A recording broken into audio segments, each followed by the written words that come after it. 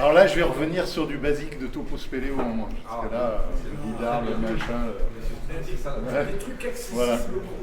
Ouais, le truc, alors accessible à ceux qui veulent y aller. Le projet débile d'il y a 4 ans, c'est de dire, voilà, la topo de la bande crawl, c'est ça.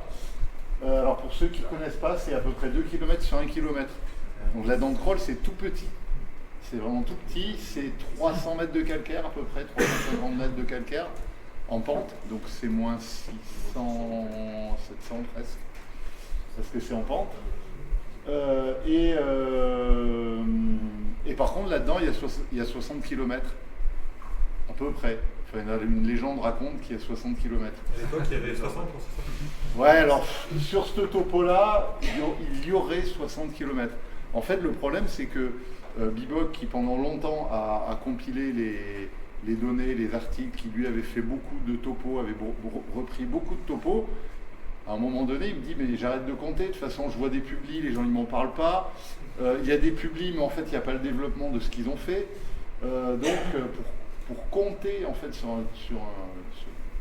un réseau comme ça, en fait, c'est pas un modèle. C'est l'enfer, en fait, c'est compliqué. Donc, il y a estimé 60 km de topo. Ce qui est intéressant sur ce topo, c'est qu'il y a des parties comme ici, la galerie de l'ours, qui est tout près de l'entrée du Glas. Hein. Entrée du Glas, pouf, galerie de l'ours, c'est ici, ça fait une petite boucle. Ça fait 500 mètres de long. La topo datée de Pierre Chevalier n'avait jamais été refaite. C'est-à-dire que dans les topos qui ont été refaites dans les années 80, ils ont refait les grands axes, ils ont refait ce qu'ils ont fait en première. Et Pierre Chevalier, donc les topos qui datent de 1940, il y avait des parties comme ça qui n'avaient jamais été refaites, même jamais été reparcourues, puisque ouais. Tous les gens qui me disaient, mais c'est la galerie de l'ours, c'est une légende, elle n'existe pas, mais moi j'y suis allé, mais ça tape dans le mur, enfin ça n'existe pas, cette galerie, elle passe pas. Alors, je ne passe pas. Non, envoyez les jeunes. Hein. Non, envoyez les jeunes. Le laminoir là, au bout de la galerie de l'ours, ici, où Pierre Chevalier dit, je vais zoomer peut-être un petit peu.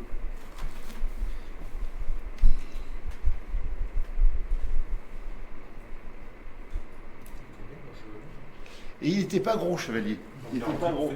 Voilà. Parce que cette boucle-là, donc elle part, là c'est une belle galerie, jolie galerie. Là, il raconte, donc il faut prendre les bouquins de l'époque, il faut feuilleter un peu. Là, il raconte qu'ils ont fait une désobe. Ouais, c'est le point bas, la galerie. Donc la désobe, ils l'ont fait, il y a une flaque d'eau. Donc il faut passer déjà, voilà. Moi, je me suis arrêté là. Et puis après, il y a des jeunes, ils sont allés faire la topo de tout ça, de tout ça, de tout ça. Et ils ont bouclé avec... alors, ce bouclage-là n'existe pas. Voilà, mais ici, il y a une effroiture. Ben, moi, je me suis arrêté devant l'effroiture. Tu marques le point topo et tu dis, ben, faudra revenir par l'autre côté. Et cette effroiture, ben, Chevalier l'avait passé. Topo de Chevalier, remarquable de précision pour l'époque. Incroyable, par rapport aux moyens dont ils avaient, mais remarquable. Une autre zone, je peux peut-être y aller.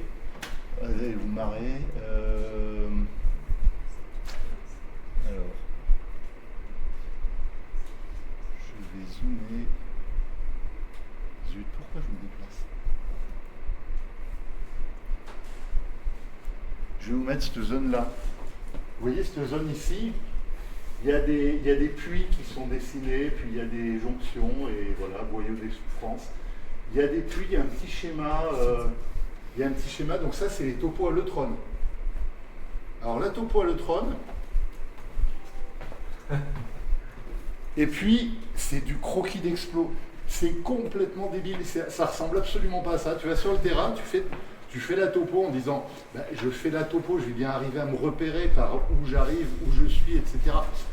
C'est du croquis d'explos. Ce qu'il avait fait à l'époque, toutes les zones et tous les topos qu'on reprend de l'eutron, qui ont été repris sur les synthèses, et ben c'est vraiment du croquis d'explos. C'est à l'estime, c'est au pas, c'est voilà.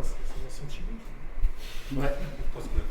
Qui en plus ne partageait pas ses topos, c'est-à-dire que les topos, ils n'étaient pas partagés, donc en plus, ben c'est pour ça qu'à l'époque, Bibok avait refait. Si tu la partages pas, c'est rien à faire juste. Ouais, c'est ça, c'est exactement ça. Donc ces données-là, c'était pas partagé. Et alors le problème qu'il y a sur ce topo, en dehors du fait que... alors il y a des zones sympas aussi, vous allez les voir. La rivière Serpentine, beau méandre qui est là. On arrive au puits du Piton. La rivière Serpentine, je me suis rendu compte qu'elle avait été topotée à peu près bien. Que même il y avait des gens qui avaient refait la topo de la rivière Serpentine, ils s'étaient amusés. C'est Lismonde qui avait fait la topo au fond et la topo en hauteur pour comparer le creusement, machin, etc., le développement. Donc jusqu'au puits du Piton, c'était pas mal. Ça, c'est un croquis d'explo. Je peux vous le dire, le puits du jet d'eau, ils sont pas là. Ils sont pas du tout là. Donc c'est une topo qui est fait avec les moyens de l'époque. Les meilleurs topos, c'est les années 80, là où Bibok il a beaucoup bossé à refaire des synthèses, etc. J'ai repris des données à Bibok, puisqu'il m'a passé ses carnets. Lui, il a conservé les données, c'est le seul. Il bossait comment, Bibok? Ah bah il bossait, quand tu vois les carnets et que tu vois plus 5, 0, moins 5. Il calculait comment? Ah bah là j'ai les carnets. Donc lui il faisait au calque, hein. Okay. Ouais, il faisait au calque, il faisait à la mano. Mais j'ai les carnets. Donc j'ai les données. Par contre, quand tu vois plus 5, moins 5, 0, tu te dis pas terrible. Et donc j'ai repris un petit trajet qui est alors la traversée historique, paf, paf, paf, paf, paf, on part ici dans la traversée historique vers le puits des Pendules.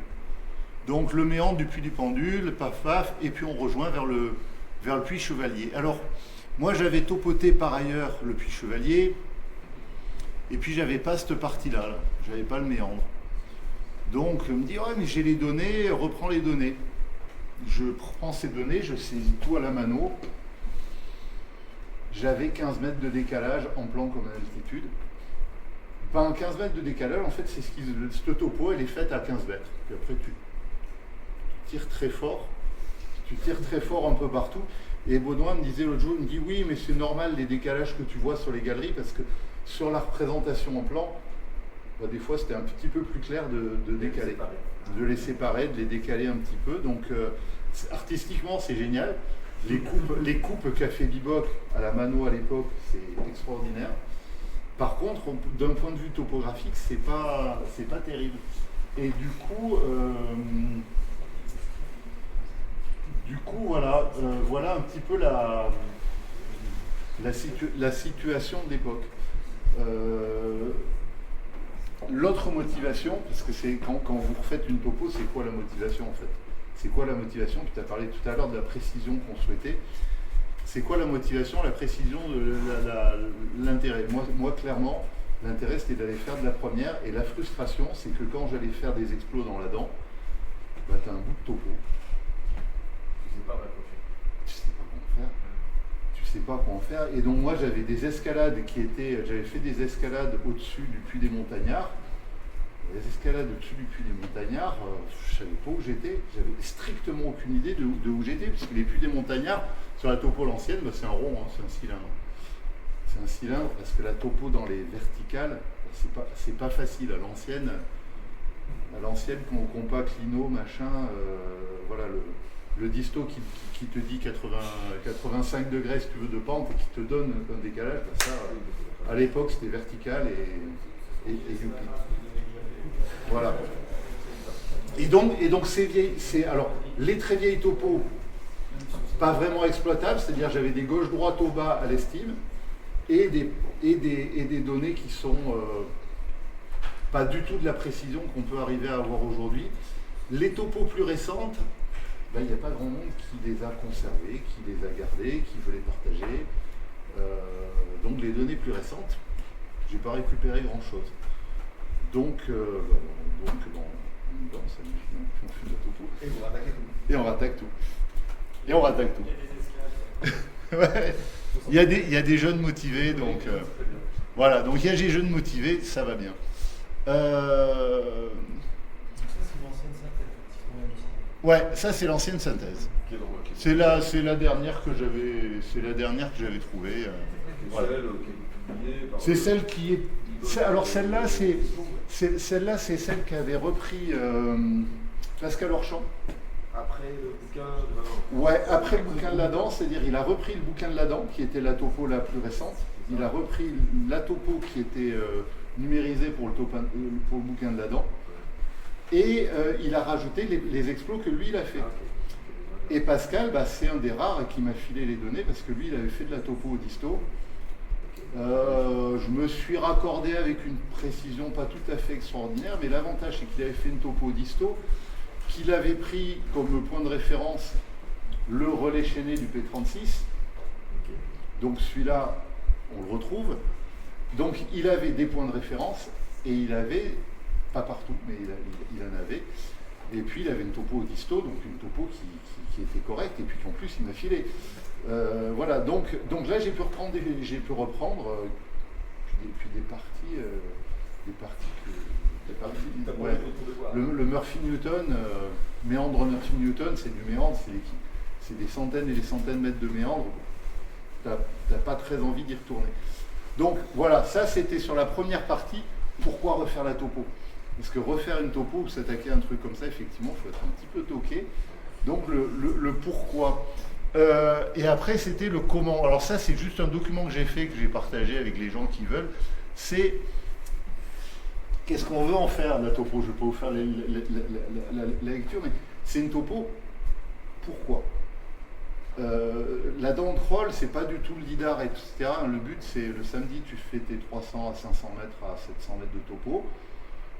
Le dimanche ou dans la semaine, le soir, la topo elle est dessinée, et le samedi suivant, tu recommences. Voilà, donc je ne vais pas passer des heures et des heures derrière à l'ordinateur à analyser un machin, etc. Donc pourquoi? Par contre, l'important, c'est la précision que je recherchais. La précision que je recherchais, c'était de dire, oui, il nous faut une topo moderne et il faut qu'on arrive à ce qu'elle soit utile au niveau représentation du réseau, puis qu'elle soit utile pour nous pour faire des bouclages, pour faire de la première. Je ne savais pas trop, en fait, je n'avais pas l'expérience de grands réseaux comme ça, et de dire finalement, quand j'attaque le réseau, je vais arriver à boucler à quelle précision. J'ai fait plein de topos, mais ça, j'étais un peu dans l'inconnu au départ. Le premier grand bouclage qu'on a fait un bouclage entre le Glahanet, donc la classique, plus classique Glahanet. Quand on a bouclé à 1m40. À la fois en altitude et à la fois en plan. En gros, on a bouclé dans les 2 mètres. Avec 2 positions GPS à chaque entrée? Avec une position GPS à chaque entrée, centimétrique. Et j'avais fait du centimétrique. Donc, tout l'intérêt, déjà, la première chose, c'est de dire, s'attaquer à un réseau comme ça, sans les positions centimétriques des trous, ça sert à rien. Ça sert à rien parce que je n'aurais pas su que mon bouclage, il était à 1m50. Et donc, si j'ai des entrées qui sont à 10 mètres, et ben sur la topo derrière, ça ne peut pas marcher. Ça peut pas fonctionner de faire une topo précise avec des entrées qui ne sont pas positionnées précisément. Puisque alors, de comment je fonctionne, moi j'ai attaqué une topo différente par entrée. Donc sur Topo Droid, j'ai une topo Gla, j'ai une topo Anet, donc une topo Anet qui fait Anet, Chevalier, tout ça, une topo Gla, une topo du Thérèse, une topo du Guier.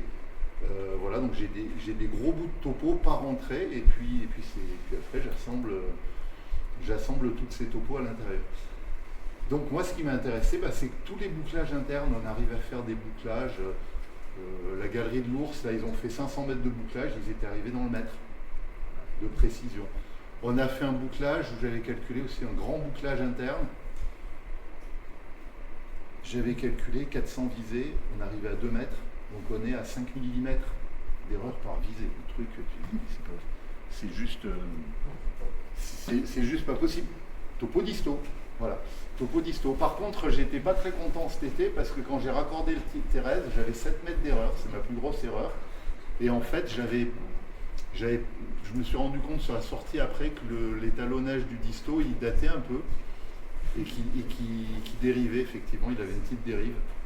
il avait une petite dérive. Donc le plus important, effectivement, voilà, étalonner le disto très souvent, ça c'est vraiment le truc le plus important à retenir sur l'importance d'une topo comme ça. Tenir compte de la déclinaison magnétique, ça je vais rien vous apprendre. Mais voilà, si tu ne prends pas en compte la déclinaison, bon, là, la topo elle ne vaut plus rien. Mais voilà la précision à laquelle on arrive aujourd'hui. Les bouclages, ils se sont faits à peu près tous dans même les grands bouclages entre le reste du réseau et le guier. Alors le guier, j'avais un point qui était centimétrique millimétrique même à l'altitude, puisqu'il y a une borne IGN, il y a un petit taquet IGN à l'entrée du guier. Mais j'avais pris la position que donnait IGN. Quand tu regardes sur la carte, tu te dis, ça semble pas top. Puis quand je regardais en plan, j'étais calé, il y a deux bouclages, il y a deux galeries principales qui bouclent. En altitude, j'étais à quelques mètres. En plan, j'étais à 30 mètres. À 30 mètres complètement décalé. Donc là, c'est là où Benoît est venu pour me faire un point centimétrique aussi de l'entrée du guier. Ouais.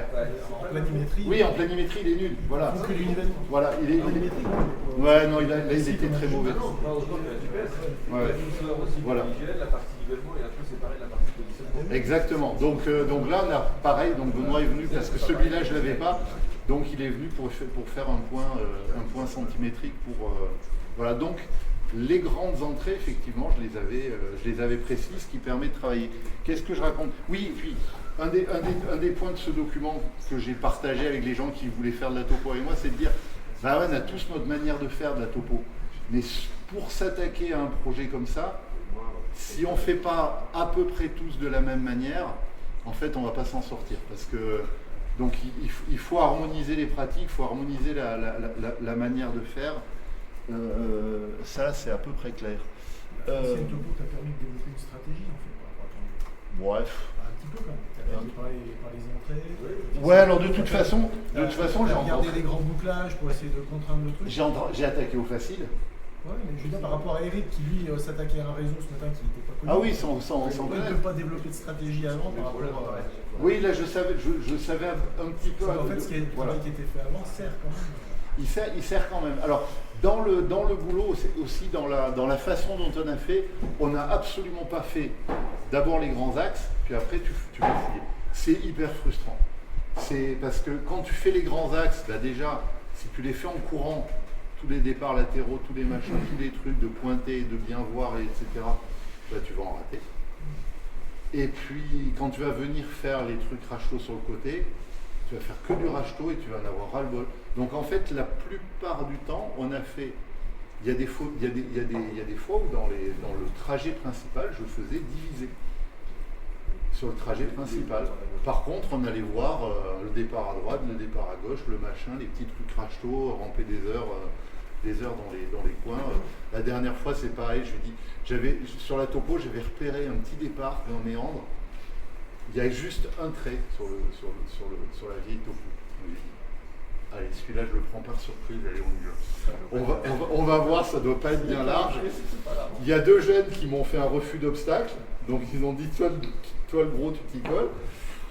Et du coup, j'ai fait un arrêt sur refus d'obstacle au bout de X et 3 tours.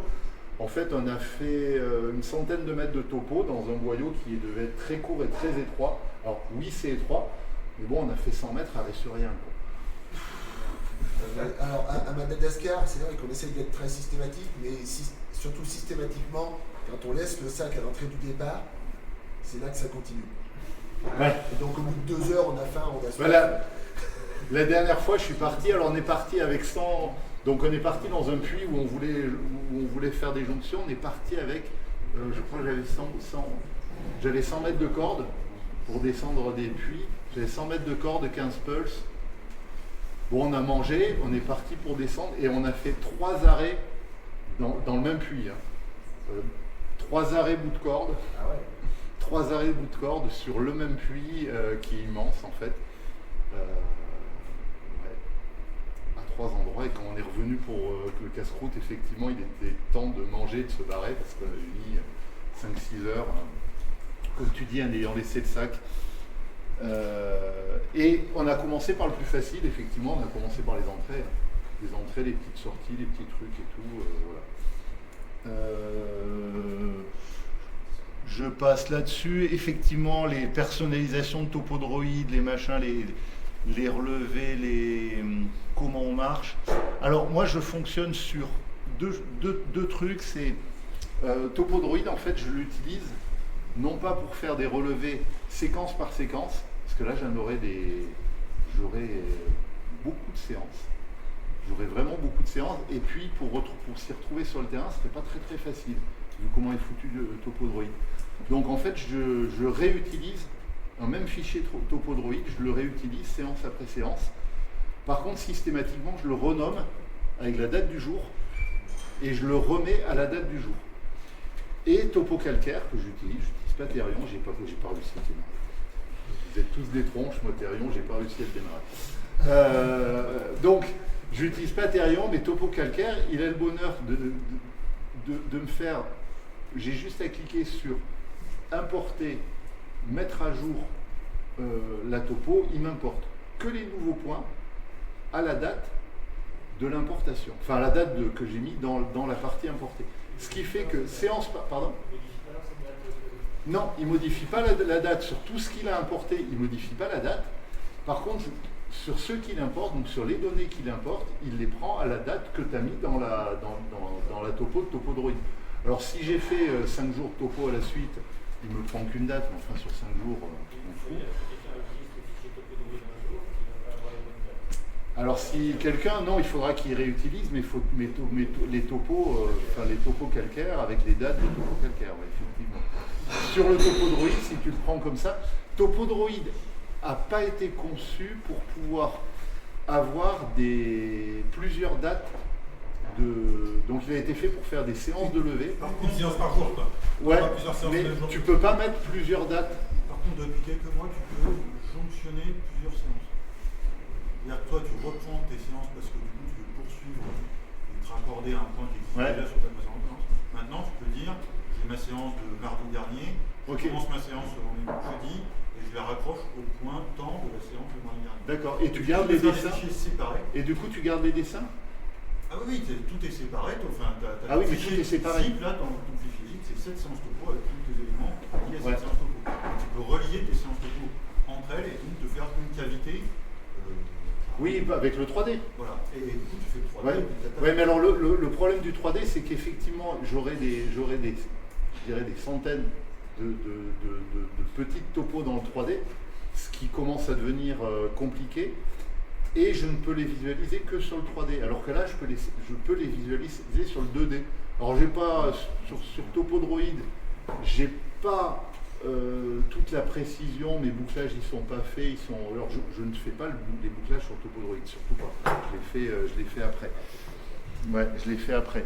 Mais sinon effectivement j'ai des conflits dans les bouclages et compagnie. Mais il y a une séquence, on part dans une galerie, on rampe, on arrive au bout, il y avait du courant d'air. Puis on se dit mais là des OB c'est l'enfer parce que tu as 20 mètres de ramping avant de faire une désob. La même séquence, le même jour, on fait toute une boucle par l'autre côté, et puis on arrive, et puis il y a Martin qui me dit, la galerie à gauche, ça me dit quelque chose. Tu vois. Et il me dit, mais regarde le 3D. Je sais pas comment il a fait ça, parce que t'es paumé sous terre. Je regarde le 3D, je lui dis, attends, on va faire quelques visées. Donc on fait quelques visées vers le fond de la galerie. Je lui dis, bah tu sais quoi, on a bouclé. Ah ben, en fait, on a fait une désob de 50 cm. Ah ouais. Et là, on était à 4 pattes, tu vois, un fond de galerie, mais confortable. Tu enlèves les blocs comme ça. Et pof, on a bouclé, on a fait le bouclage sur notre point de topo qu'on avait laissé quelques heures avant. Donc, et là, on était sur place et on n'aurait pas eu sur la même topo, si tu n'as pas toutes les données, si tu fais pas ça, c'est un peu compliqué. Donc là, l'exploitation d'une donnée sous terre, c'est sympa. L'autre choix aussi qui est important, c'est le choix de numérotation. Très clairement, j'ai un grand tableau, je crois qu'il est juste en dessous. j'ai un grand tableau qui est là, voilà. Ça, c'est les... Voilà, Annette, ça commence par A0, A1, A2, A3, A4. Donc j'ai une lettre qui me prend mes séances topo, et puis ensuite, ensuite je numérote avec du... je ne sais pas s'il y en a qui utilisent comme ça, du A1, A2, A3, puis quand je suis à un carrefour, je me dis ça va être la galerie principale, donc je vais lui garder la suite normale, et puis celle-là, ça va être du A3-1, A3-2, A3-4, etc. Alors j'ai des suites, des fois j'ai des suites qui deviennent un peu longues, alors là je dis je vais lui redonner une lettre, parce que ce réseau-là, je vais remettre. Mais du coup, l'avantage, c'est que j'ai une lettre unique dans toute la topo. Donc, comment tu fais pour pas que la séance d'après, tu aies un mec qui fait un deuxième apprendre et parce que justement, tu vas repartir de ta topo, de dire là je repars du point A2348, donc je repars de ce point à 23,48 et je vais reprendre, donc soit je repars à 23,49, soit je pars sur un latéral à 23,48-1.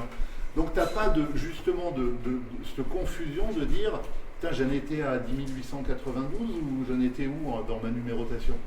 Donc tu peux repartir et tu peux faire la topo le même jour à plusieurs équipes sans risque finalement de te planter sur les numéros ou d'utiliser les mêmes numéros. Parce que chaque numéro est unique. Alors, Topo Calcaire, comme d'autres logiciels, sait gérer, je ne sais pas comment il fait, le fait d'avoir plusieurs numéros identiques dans des topos différents. Par contre, quand toi tu veux faire une recherche de c'est quoi ce point-là, si tu n'as pas fait de la numérotation unique, tu vois, le point 23, tu vas le trouver souvent, quoi. Donc voilà, donc ça c'était aussi un choix. Qu'est-ce que vous laissez sur le terrain? Le début et fin de série et les carrefours? Alors, on laisse sur le terrain les carrefours. On laisse sur le terrain des points, donc des petits points en vernis. On laisse les carrefours et de temps en temps. C'est-à-dire quand tu as un long méandre, tu te dis tous les 10, 20, toutes les 10, 20 visées, 10, 15 visées. Très souvent, on ne les marque pas, parce que c'est chiant. Enfin voilà, très souvent, on ne les marque pas. Du moment que tu retrouves le point au vernis et que tu as le point au vernis, tu as la carto, donc tu sais que ton point c'est celui-là. Des fois on marque, quand on le marque, on marque au crayon, mais on marque le dernier numéro. On marque juste 18. Tu sais que tu t'atterris, ça va être du A machin, lignien, tiré là, 18. Voilà, tu sais que celui-là c'est le 18 parce que quand tu es dans un cheminement un peu. Voilà, c'est quoi celui-là. Mais voilà, des fois on les marque au crayon à côté, des fois on oublie un peu, on ne prend pas le temps, mais on les retrouve.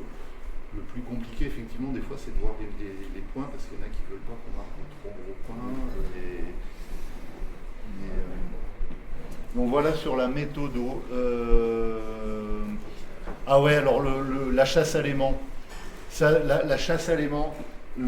À chaque fois qu'on fait une séance, on a planté des séances complètes avec des gens où pourtant tu avais fait le check, tu avais fait le tour et tout, puis quand tu reprends les données, tu dis c'est pas possible. Ah mais t'avais quoi? Alors, les aimants, la clé de 13 avec l'aimant de pêche pour accrocher la clé de 13, les Armitech, les boucles des Sirocco. Sirocco, on est tous fans, on a tous des Sirocco, mais on a tous viré l'aimant. Donc la chasse à l'aimant, la chasse aux trucs magnétiques, etc. Alors nous c'est bon, on a l'habitude, dans l'équipe Topo, on a l'habitude de dire notre matériel on a checké, nos lampes on a checké, etc. Mais la chasse à l'aimant, quand on invite quelqu'un, c'est compliqué. Le perfo, j'ai jamais eu de problème. Les vieux avec la pacemaker. Ouais, mais alors, on est toujours avec le perfo sous terre, mais on est rarement, si tu veux, à se trimballer le perfo et à faire le disto en même temps. Je crois que c'est dans le transport. Oui. Il faut les transporter bien séparés parce que les aimants, ça peut te décalibrer le disto, mais permanemment. D'accord. C'est-à-dire que même une fois ton aimant retiré, ton disto il est dans les choux, il faut que tu recalibres. Ok. Bon. je ferai attention. Mais en général, c'est moi qui porte le disto, c'est les jeunes qui portent le Fairphone. Il faut séparer les tâches. Et il y a un truc, alors vous parliez de lidar et de points, mais moi j'ai fait ces petits schémas pour illustrer. Je ne sais pas si vous voyez, sur les visées d'habillage, je disais, mais les visées d'habillage, finalement, on ne les exploite pas assez aujourd'hui. Moi, je fais des visées d'habillage, je dis, mais quand je rentre à la maison, je relis les points. Alors, je relis les points avec une précision, ça c'est une galerie qui doit faire 5 mètres de large, mais moi, je ne me pose pas trop de questions. Quand je rentre à la maison, je fais l'habillage, j'ai fait des petits trucs comme ça, j'ai dessiné vite fait sous terre, et du coup, on arrive à avoir un dessin qui est assez propre, on arrive à identifier quand il y a un bloc au milieu. Alors, il y a des fois où je dessine sous terre, parce que je dis, attention, là, si je ne me rappelle pas qu'il y a un pilier, je vais être embêté. Mais effectivement, on a ce truc-là de dire, faisons pas mal de points, ça facilitera le travail du dessin. Tu fais beaucoup de mesures et pas beaucoup de dessins sous terre. Ouais, exactement. Sous terre, si tu veux, sur un méandre, ça m'arrive de absolument pas le dessiner. De toute façon, tu es coincé comme ça dans le méandre. Ça m'arrive de absolument pas le dessiner. Puis il y a un endroit dans le méandre où tu as un truc qui se dédouble, tu vois. Un truc qui se dédouble un point, un arche, là tu dis. Ouais.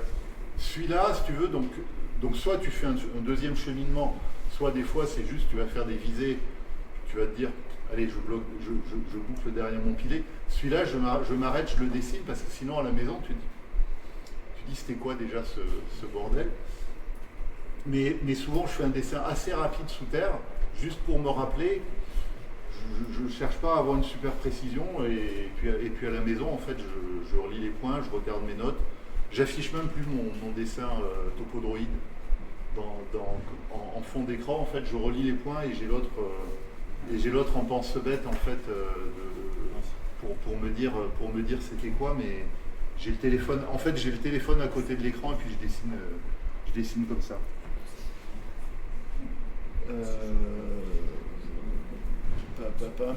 Ouais, alors l'autre truc sur de la topo. Dans les bases, je leur dis, mais mettez-moi des commentaires.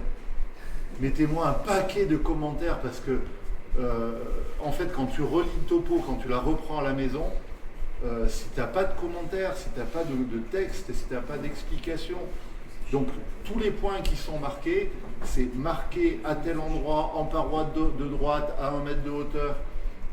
Sinon tu le retrouves jamais ton point topo. Si tu sais, si le mec, si tu n'as pas noté dans le commentaire qu'il est marqué à 1 mètre de haut en paroi de droite ou qu'il est marqué au sol sur une concrétion, tu reviens et effectivement, donc la base, tu disais pour retrouver les points, la base c'est ça, hein. Nous on revient avec une topo, tu ouvres la topo, tu regardes le point, tu recherches le point. Ah, les photos, mais j'en aurais 10 000 des photos. Ouais. Non, là, on n'a pas fait ça. On n'a pas fait ça, mais ça marche, ça pourrait marcher, hein, mais on n'a pas fait. Par contre, c'est des commentaires, donc on rouvre les topos, on prend des commentaires et je vérifie les données. Je ne sais pas si vous avez cette habitude-là sur Topodroid, mais quand vous arrivez à la maison, au chaud,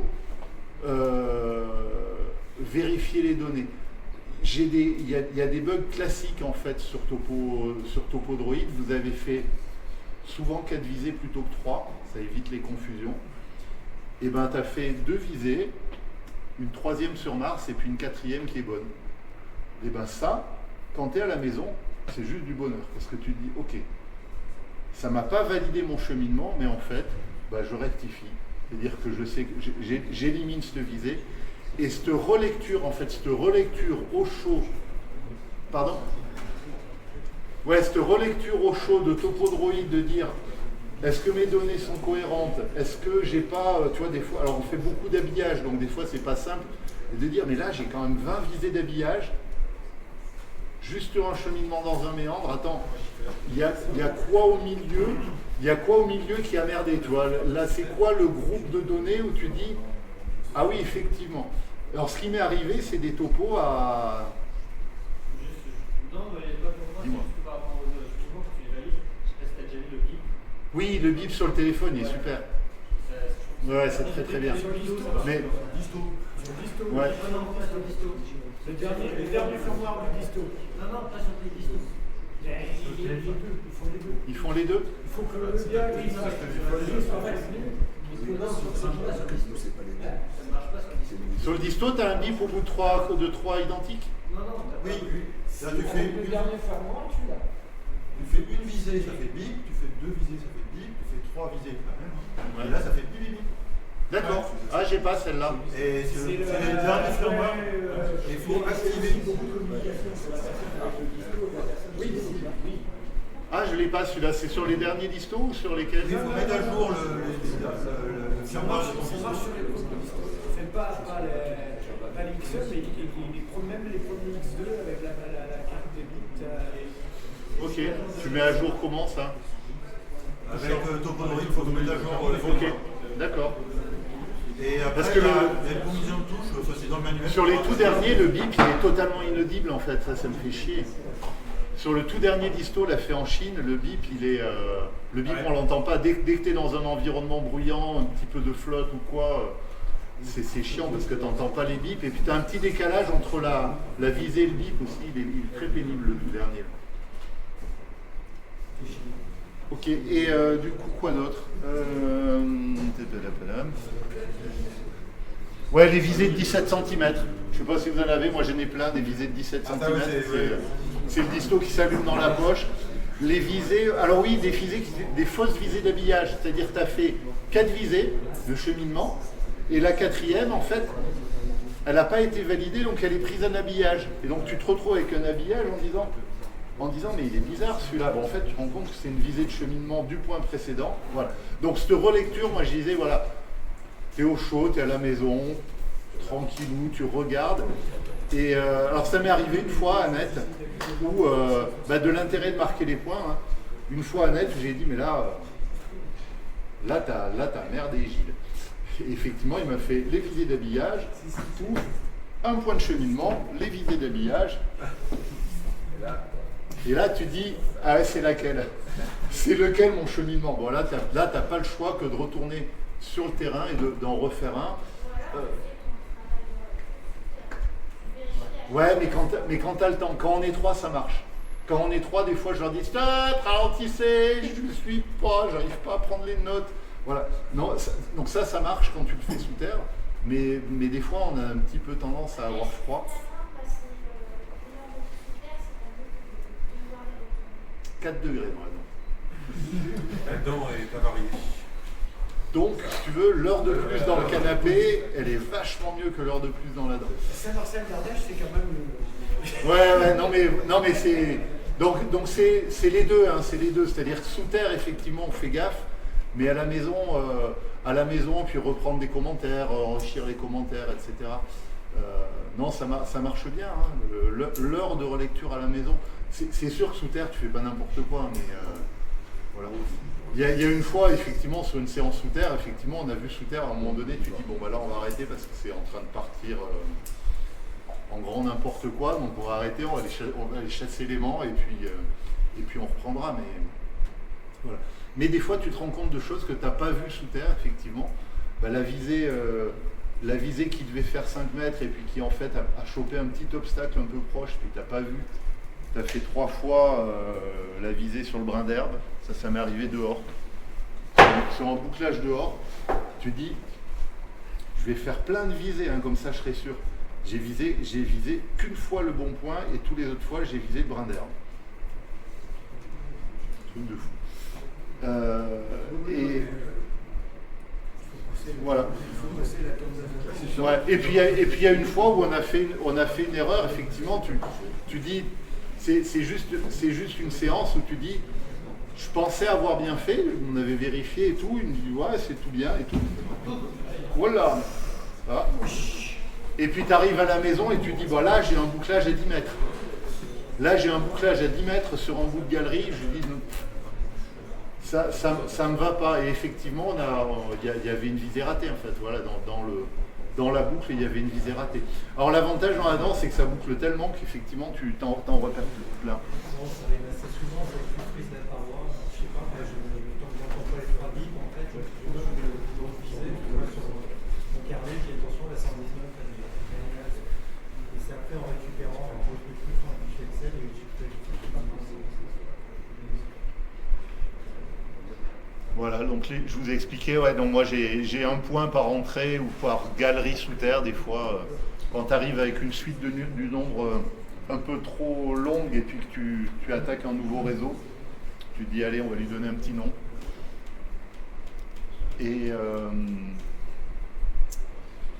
Et voilà, la reprise des données existantes, bah, je pensais en reprendre plein, en réalité, j'ai pas récupéré grand-chose. Les gens que j'ai contactés, soit ils m'ont rien filé, soit ils avaient perdu, soit ils m'ont dit « Ah mais là, il y a une super... là, on avait fait une super première et on n'a jamais fait la topo. » Voilà. Ah oui, règle numéro 1, quand on va sous terre, on fait la topo en avançant. Ah, retour, c'est l'horreur. La topo au retour, ça c'est... voilà. Et donc que ce soit en topo ou en explo, la topo, on part d'un point qui est connu, on avance, on fait la topo, puis quand t'arrives plus à avancer, voilà. Et les quelques exceptions où on n'a pas fait la topo en arrivant, où on a dit on va aller voir un peu plus loin et tout, on a quelques exceptions sur, allez, c'est des dizaines de mètres ou quoi, de trucs qu'on a fait dans des trucs hyper rachauds. Et effectivement, il n'est pas retourné, la topo elle n'a pas été faite sur l'instant. Voilà. Mais il y en a il y en a 2-3, c'était volontaire, hein, c'est-à-dire, bon, il y en a quelques fois où c'est les 10 mètres, où tu es comme ça derrière celui qui va s'enquiller, et tu dis non mais là faire la topo, là, laisse tomber.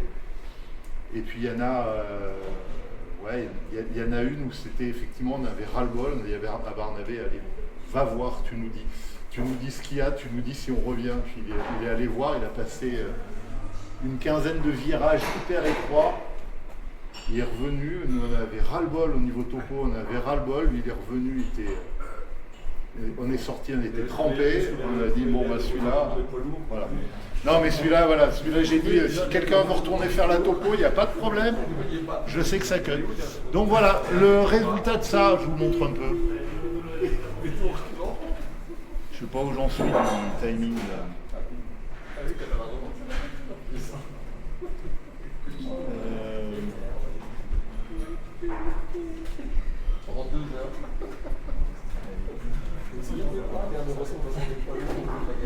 Allez, affiche-moi ça en grand. Ah, j'ai eu des bugs à l'infini au départ. Qu'est-ce qu'il me fait? Pourquoi il veut pas m'afficher mon truc? Allez, affiche-le en grand. Sur Topo Calcaire, j'ai eu des bugs à l'infini, mais heureusement une hotline admirable. J'ai plus de bugs. Donc la plupart des bugs, il a fini par régler le problème. J'ai encore un petit peu de... Voilà, il y a encore des... Alors, franchement, Jean-Paul, il est tout seul sur son logiciel. Donc je pense que s'il était aidé et s'il y avait des trucs, ce serait génial. Le 3D, ça donne ça, à peu près. C'est déjà ce que vous avez fait. Ah ouais, alors on en est à 38 bornes. 41 avec les grottes non reliées, avec quelques grottes non reliées. Voilà. Donc ça donne ça le 3D de là-dedans. Le 3D de ce qu'on a. Bon. C'est le bordel, voilà, si tu prends pas, faut y aller doucement. Et j'ai une question un peu grattée, mais sur un réseau comme ça, donc tu fais le plan, mais est-ce que tu arrives à faire une coupe? Non, j'ai renoncé. De toute façon, la seule coupe que tu pourrais faire, que tu pourrais imaginer avec un logiciel, c'est une coupe projetée. Mais une coupe développée, si tu veux faire une coupe développée du merdier, là. Tu fais des coupes développées d'une traversée? Oui. Non mais ça j'ai fait. Tu fais des vues spécifiques pour appuyer. Ça j'ai fait, mais voilà, donc c'est pénible, c'est pénible, c'est compliqué, ça prend énormément de temps.